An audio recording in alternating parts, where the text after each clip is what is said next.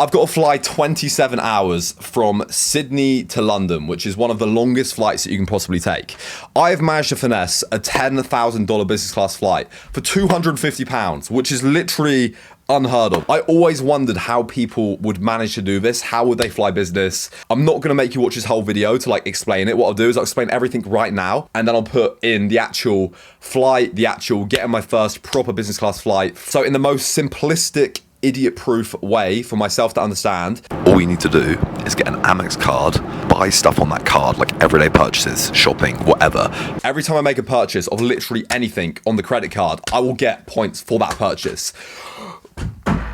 The more money I spend on things like repairing camera lenses, the more points I will get. It's as simple as that. Get a credit card, start spending money on the credit card, don't go into debt, just pay the credit card off straight away. Every time you buy something on a credit card, you will get points. These points can then be transferred into airline miles. Airline miles can then be used to transfer into cheap flights. Simple, right? Easy. I went to try and book business class flights, and it was like 1 million points and like 1.5 million or like 2-3 million points. I was like, bro, but I managed to get these $10,000 business class flights for £250 and 159,000 Amex points. First thing you want to do is check multiple airlines directly on the site. Search for airlines that are flying from the place that you want to fly. I found Cathy Pacific, Qantas, Emirates. It will take a little bit of work, but what you want to do is check on multiple airlines' websites, then put the name of the airline, then put in pay with points. And then it will give you the cost of the flights with the airline specific mileage points. When you found an airline that has a good price, then what you want to do is transfer your American Express points into that airline's loyalty scheme. Just search Amex Points to Qantas or Amex Points to whatever airline you go fly with. You can convert them and then you pay for the flights that way. Second thing you want to do to get these dirt cheap is don't look at specific dates. When you're booking the flight, look at a week view or look at a month view. Look at a view that shows you a summary of the prices, and then you'll get certain days that are like 1/10 the price of the other days. Like all the other flights here were over 1 million Amex points. I managed to get this one for just over 100k, which is absolutely nuts. The card that I use to do all this is the American Express Gold card. This is not sponsored. I don't really gain much from doing this video. There's a referral scheme where every person that signs up using my referral link, I will get 9,000 free points and they will get, I think it's 30,000 points. So if you sign up using my link, you get 30,000 points, which is 1/4, or well, 1/5 of this flight for simply signing up, which is really, really good. But there is a limit on the amount of people that can use my referral link, and it's like 3 a month, which is really, really shit. So I originally thought I was going to be like, oh yeah, I'm going to make this video, I'm going to be balling from all these Amex points. But if the link doesn't work, because it's only like 3 people a month and it's capped on my end, what I'll do is I'll put some of my friends' Amex links down below as well, so they can get free points. You get a heap of free points if you sign up from it. And if none of those work because everyone's used them, then you'll probably be able to find links for referral links on Reddit to sign up and use. Anyway, this is my 27-hour business class flight from Sydney, Australia to London, UK. Let's go. Right, I've spent the last day in Australia with these lovely lads. Came for a little gym session, and now we've got 27 hours. I didn't even know flights could be this long.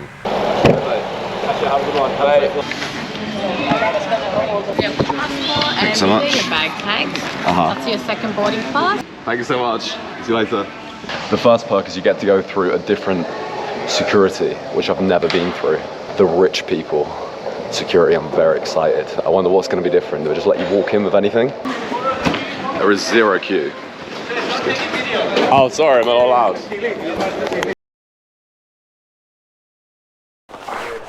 Yeah, I'm good, thank you.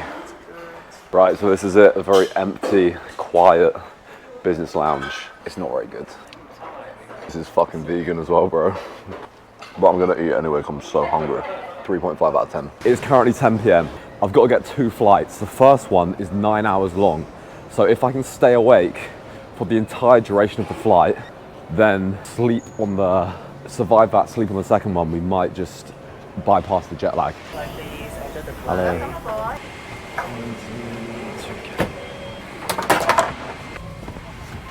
I actually feel bad about flying business class, man, because I'm like, why do I deserve to get to be comfy when there's people that are probably a lot older and have a lot more problems and other things? Like, I feel guilty for it. I'm like, why can't everyone do this? I obviously don't care enough for a go and fucking give some old person my seat.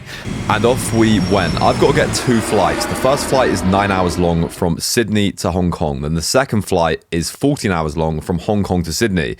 UK and Australia have basically a 12-hour time difference. So it's like the worst jet lag you can possibly get in the world. But I have a plan. We're going to be sensible. We're not going to drop the whole thing. I'm going to pop a quarter.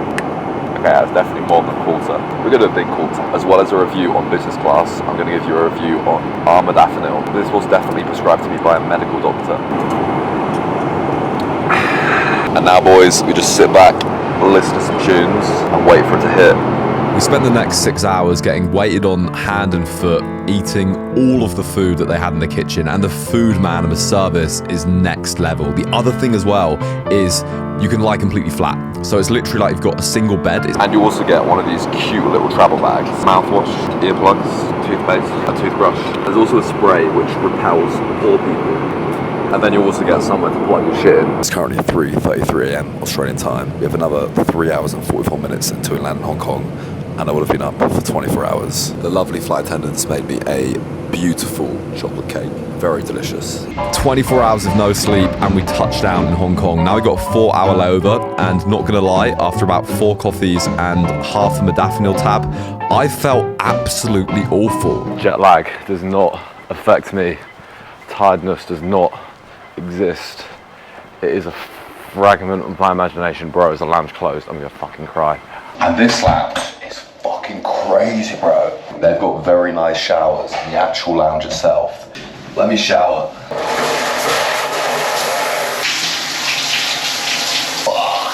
Let me show you something kind of grim though, that I used to be incredibly insecure about. This is how swollen my knee and leg still is, even though I've had them up the whole flight. If I was in regular seating, I'd be crippled, bro. So I'm so grateful I did this. Pacific Airways. All the food in all the restaurants is completely free in the business class lounge. The lounge is amazing, and like I think this is where it's really, really worth it, man.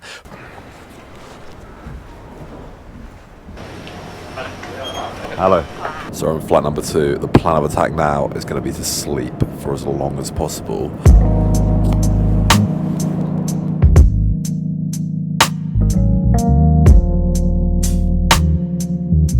We've currently got about 9 hours left. For lunch, we're going for the braised chicken and bean curd stick in soybean sauce from Dundell's, which is apparently a famous restaurant.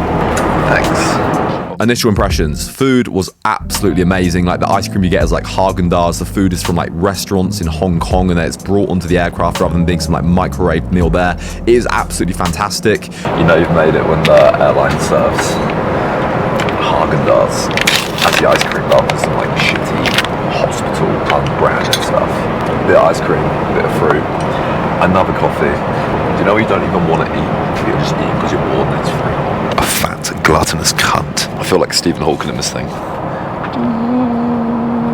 Without the midgets on Epstein Island.